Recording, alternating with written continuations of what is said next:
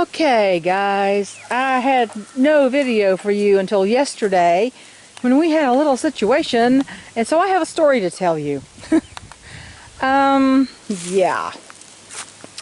Yesterday, my husband had gone to town, and he had just gotten home, and he carried a couple of grocery bags in, and I walked away. I was, helping put stuff away, and I heard the most ungodly chicken scream I think I'd ever heard.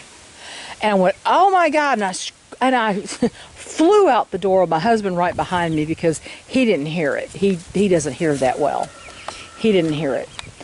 And I said, and when I ran out the door, I saw all kinds of commotion in this pen.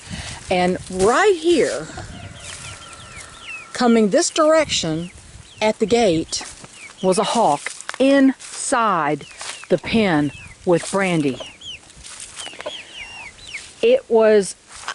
I got the impression of a long tail, lots of stripes, so it was either, I couldn't tell, I saw it so quick, it was either a Cooper's hawk or a Sharp-Shinned. It could be, it was a good size, it could have been a Cooper's hawk, but it was a very long, squared off tail, which to me says Sharp-Shinned, but striped tail. So it was one of the two. And it was flying inside the pen. This is a covered pen, you see this. And the only two places which are now closed off are where it comes underneath this overhang, and we've got this section that goes over where this fencing stops right here. We have this little section here, and it's kind of nailed up to those rafters up there. And that section over there was the biggest opening, and I think it flew in there, it came in there. I've never known a hawk to do that. But it was insanity. Brandy was screaming, and I got the fleeting, we were running, I was trying to run across the yard without tripping and breaking an ankle, which I cannot do again. So I didn't have my eyes on the pen the whole time I was running. And I saw the hawk fly at the gate, trying to get out, Brandy jumping at the hawk, and by the time I got to the pen, there were no birds in this pen. None. Brandy wasn't here. The hawk was gone. I thought the hawk flew into the pop door after her. And we threw open the door, and Brandy was pacing and growling and making the most horrible noise in her throat, this guttural sound in her throat. And I said, oh my gosh, count the babies. My husband's trying to count them. They're underneath the nest boxes. I know you probably haven't even seen in here.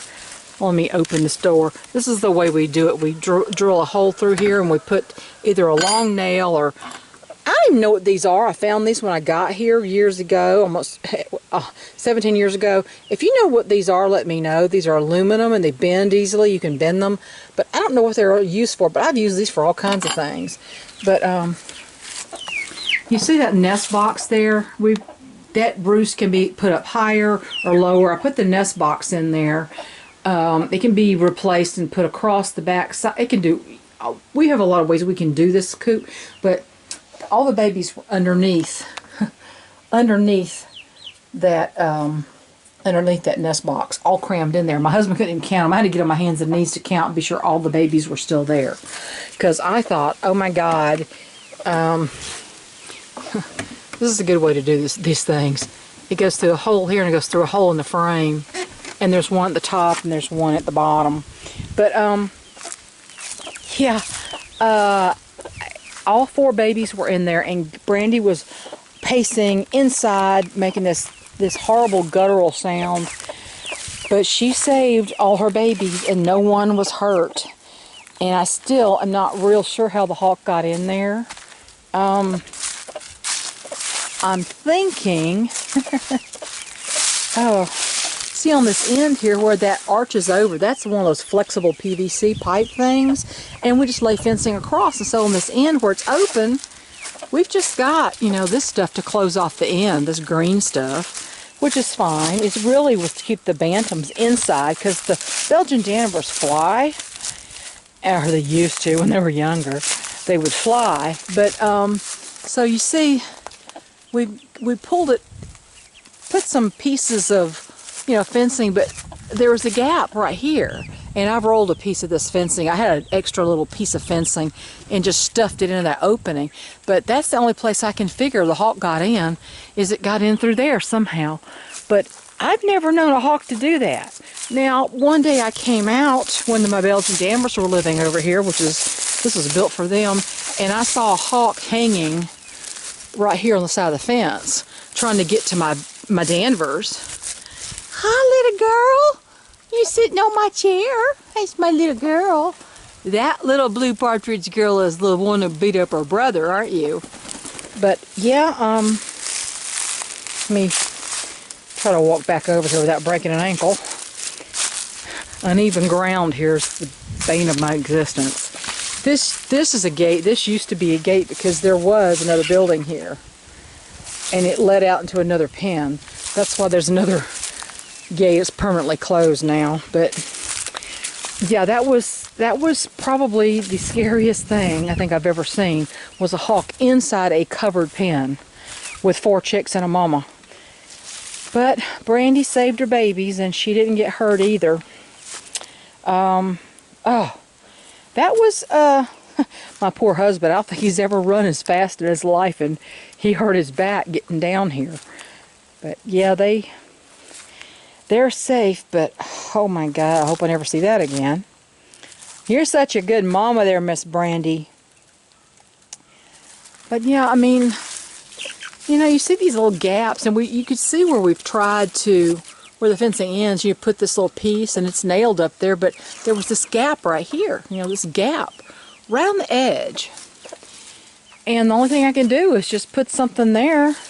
It's not a predator-proof pen, because the times that the predators are usually out, you know, is at night, and my birds are inside before dark. And generally, this has kept everybody safe from flying predators. Ever since it's been built, this has kept everybody safe from flying predators. Until yesterday. Now, everybody's safe, but it's a miracle. These babies are still small enough that hawk could have easily taken one of these. But, yep. Well, little men, when you get big, you're going to have to do what Mama did yesterday and take on that responsibility. But Mama saved you yesterday. Yep. You almost became a snack for somebody. But that's disturbing. It's the weirdest thing, because generally hawks, when they go after prey, they zero in on what they're after. They don't see anything around them, so they'll fly into satellite dishes and everything else, because they can see, they're looking at exactly what they're after. They're not seeing their surroundings like an eagle does.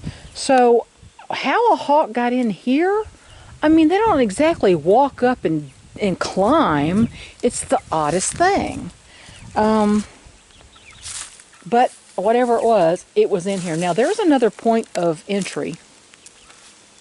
This right here, where this gate opens. Now there's an opening right here at the top of this gate, where this is pulled over, and there's an opening so this gate can open and close. But more than likely, it got in over there, which was where the biggest opening was. I don't know, but whatever it is, I don't think it's going to get in there anymore.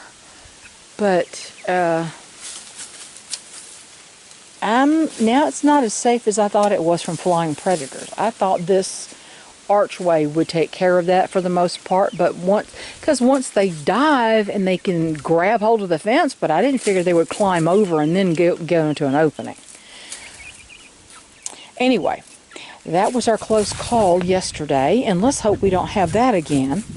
So still, my predator loss record is 0. And they're not getting out today. They're not leaving the pen today. If they're not safe inside the pen, they're definitely not safe outside the pen, and I want them to stay inside the pen for now until I can be with them every second. And it's pretty cool, and I think we're about to get some rain, so I'm going to let you guys go. But that was the big dramatic story, drama in the barnyard yesterday.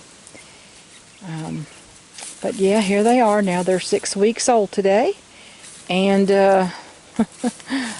gorgeous and round and fat and sassy. And the boys, that one day they had the battle, and the next day it was all done.